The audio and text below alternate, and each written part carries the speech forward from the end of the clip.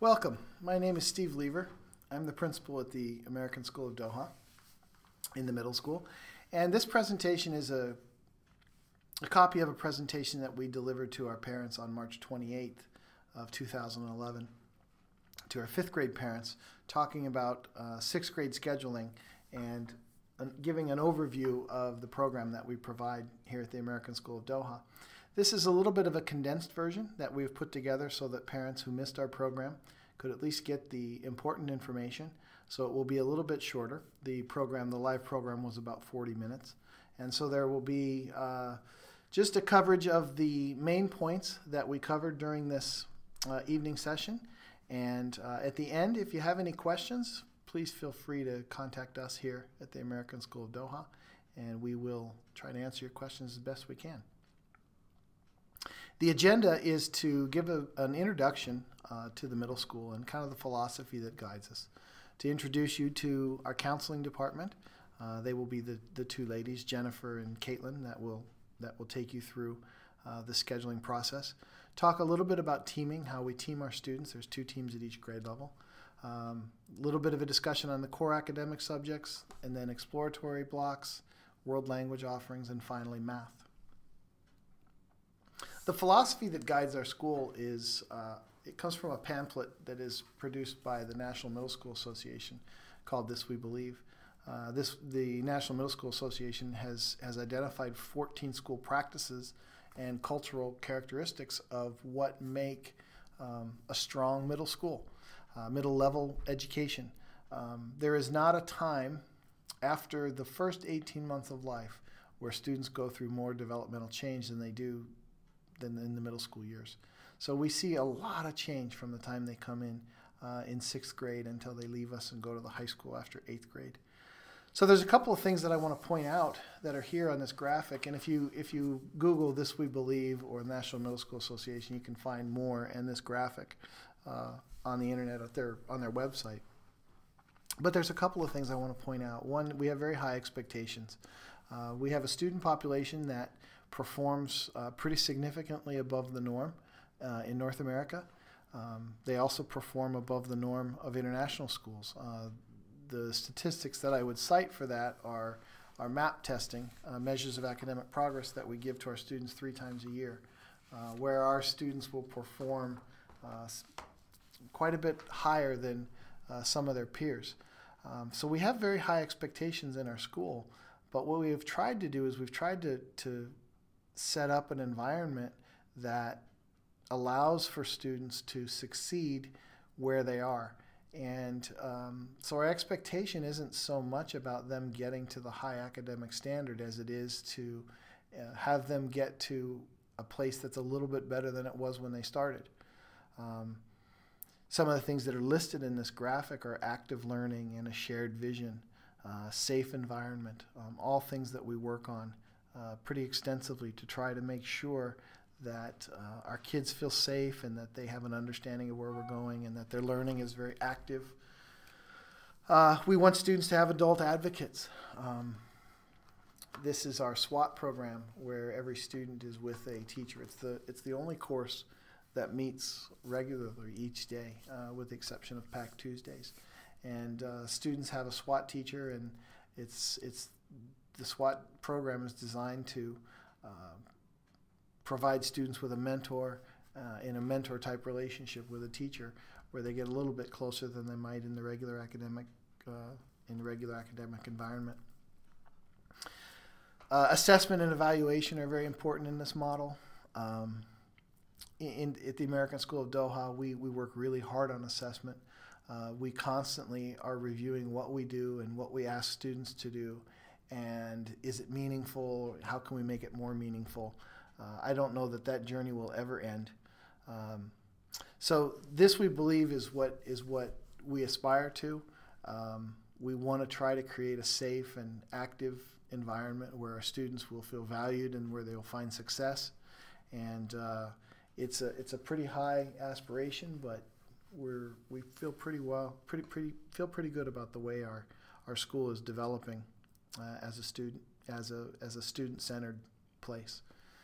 The middle school philosophy, this was actually created by students. they came up, and you can see the word dragon is spelled, and the philosophy is pretty simple. 3 simple ideas: do what's right, always give 100%, and never stop pursuing your dreams. We feel that if we can get students to understand that right there, that when given a choice, they need to choose to do the right thing, that given a task or an opportunity, they should give everything that they have, and that given those tasks and opportunities, they should really never stop pursuing the things that they want. We feel that if we can embed this in students, they're going to be very, very successful no matter where they go. Our counselors are Caitlin Kearney and Jennifer Hammonds. This is a fantastic team. We will actually lose Miss Kearney at the end of this year as she leaves to go to another school, and she will be replaced by another fabulous counselor. But for this year, these will be the 2 that you correspond with, and they are here to make your transition go as smoothly as possible. Ms. Kearney is the one who runs our Step Up program, and the Step Up program is designed to bring our 5th graders into the middle school before the end of 5th grade closes. So what we attempt to do is we attempt to put them in the path of some 6th graders who can give them a little bit of an idea of what to expect, and to bring them into the middle school where they can meet teachers and where they could see the lockers and see how the schedule works. And this is a process that we run through the 4th quarter here at the American School. It actually started last week when a team of 6th grade students went down to talk with the 5th graders. The philosophy behind this is that the best people probably to talk with the 5th grade about who's coming are the 6th graders who've just gone through that process. And so they try to help them understand what they struggled with, and what they did to find success. We also hold as a goal that in our Step Up program, the kids will develop some relationships with some older students, so that when they come up, hopefully they have a little bit of a connection with some of our students when they arrive next year. What to expect in 6th grade?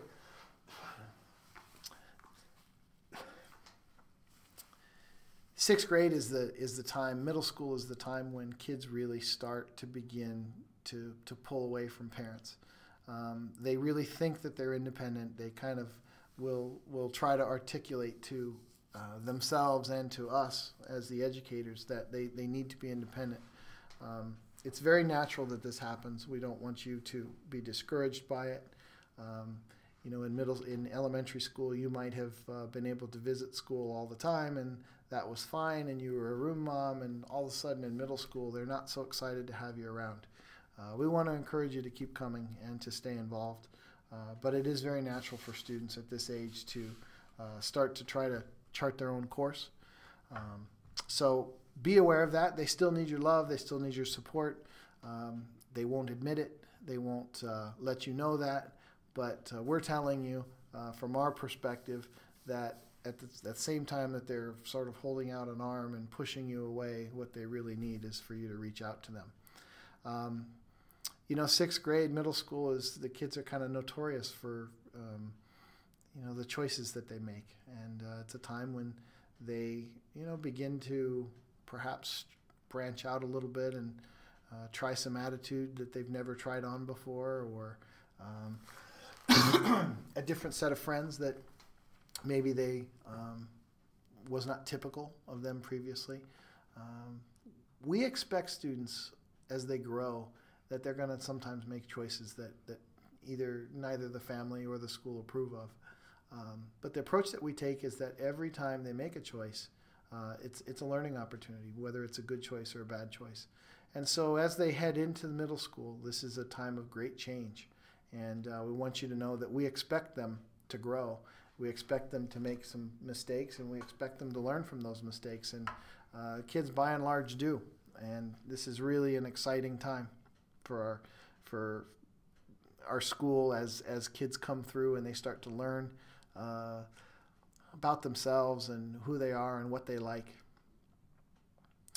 Also in sixth grade, there will be a shift in the amount of work. This happens as they go through school.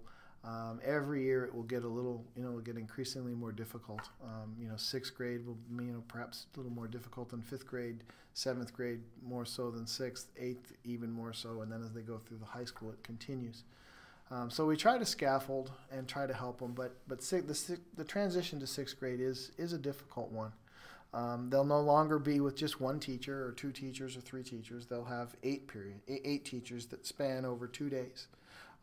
They will be expected to be more independent. They're going to have to remember to take things to class, and they're going to have to remember to write things in their assignment books, and they're going to have to remember to do their work and how to log into the computer and to check NVS and PowerSchool.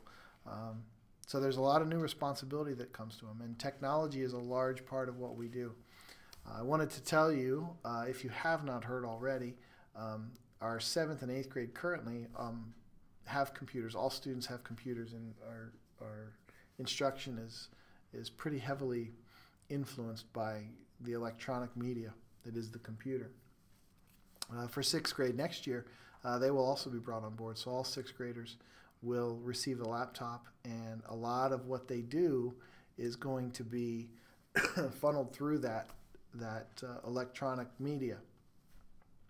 Don't worry, there will be a meeting next year. We will spend some time with you as we roll this out to the kids. It's not something that we give to them right away.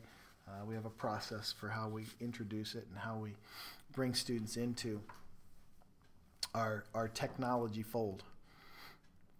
So what can you do as your child comes to the middle school?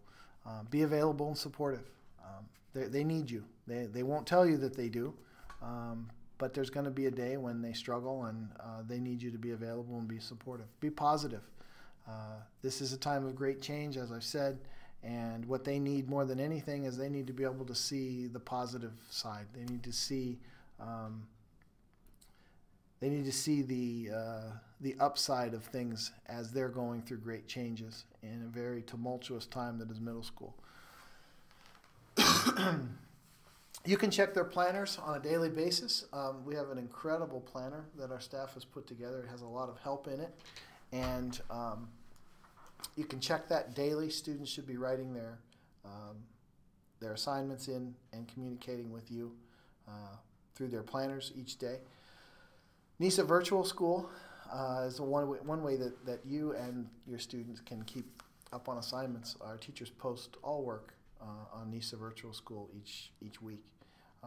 And then our PowerSchool is where grades are stored, and you will have access to both. You'll have access to PowerSchool. The kids have access to NISA, but what you want to do is sit down with them and get access from them so that you can see what's on NISA as well. You want to stay in contact with your child's teachers. Don't be afraid to send an email saying, I just want to check in, find out how they're doing. We have a whole process by which we watch out for kids, and I'll address that in a few minutes when we talk about child study. The other things that you can do is you can help your child to organize their binder or their locker on a regular basis. Middle schoolers, they're sort of notorious for the things that go into a locker and don't come out until the end of the year. So it's not a bad idea to come in with them maybe, I don't know, maybe once a quarter or once a month to have them go through their locker.